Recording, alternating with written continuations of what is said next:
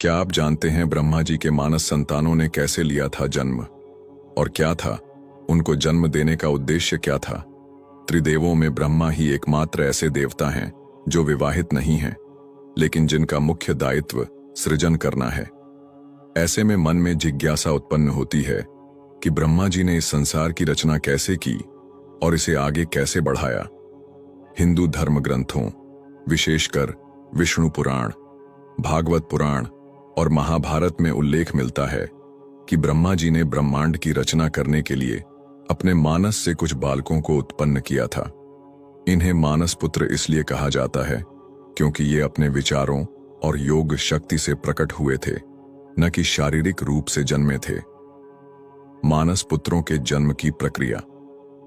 सृष्टि की प्रारंभिक अवस्था में जब ब्रह्मांड शून्य था, तब ब्रह्मा जी ने सृष्टि की रचना करने का संकल्प लिया।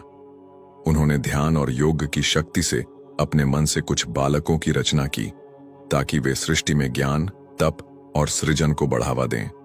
उन्होंने अपने शरीर से कुल 59 पुत्र उत्पन्न किए, जिनमें से प्रथम 16 पुत्र उन्होंने अपनी इच्छा से उत्पन्न किए। वे सभी मानस पुत्र कहलाए। इन 16 मानस पुत्रों में से 10 प्रजापति और 7 सप्तर्षि बने। इस प्रकार सबसे पहले सनक, सनंदन, सनातन और सनत कुमार प्रकट हुए, जो जन्म से ही बालक रूप में रहे, अविनाशी और सदैव ब्रह्मचारी रहे। इसके बाद अत्रि, भृगु, अंगिरा, मरीचि, पुलस्त्य, पुलह, कृतु, वशिष्ठ, नारद और दक्ष का जन्म हुआ। ब्रह्मा जी के विभिन्न अंशों से उनके अलग अलग मानस पुत्र उत्पन्न हुए और उन्होंने अपना उद्देश्य पूरा किया। नारद जी ब्रह्मा के हृदय से उत्पन्न हुए थे और उन्होंने भक्ति और संगीत का उपदेश दिया।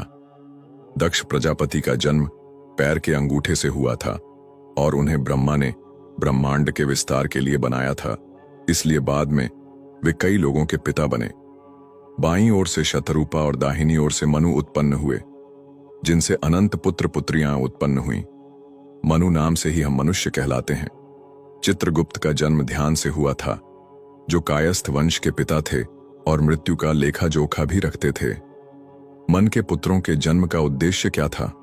ब्रह्मा जी ने अपने सभी मन पुत्रों को अलग अलग कार्यों और सृष्टि के विकास के लिए जन्म दिया। उदाहरण के लिए सनत कुमारों ने मोक्ष और ज्ञान का मार्ग अपनाया तथा संसार में वैराग्य और ध्यान का प्रचार किया। वशिष्ठ, भृगु, अंगिरा, मरीचि आदि ऋषियों ने धर्म, ज्ञान और यज्ञ की परंपरा को आगे बढ़ाया। नारद मुनि ने भक्ति और संगीत का संदेश फैलाया। दक्ष प्रजापति को जनसंख्या बढ़ाने का कार्य सौंपा गया। उनकी पुत्री सती महादेव की पहली पत्नी थीं।